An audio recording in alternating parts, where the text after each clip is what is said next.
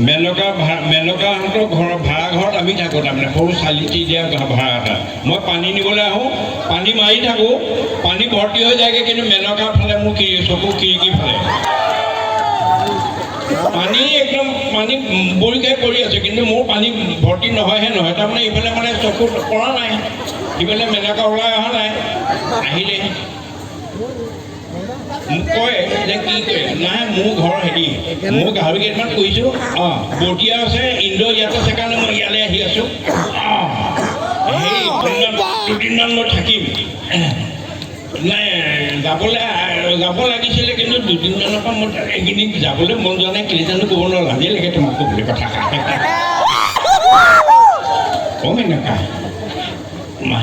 মেনকা এই ভৰিবলৈ দিয়ে, একো নহয়, পানীহে, একো নহয়, ওলাই থাকিব পাৰ হেৰি হৈ থাকিব।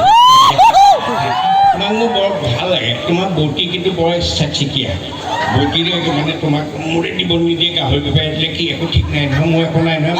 গধূলিখন অকল লাও পানী খাওঁ, একো নহয়।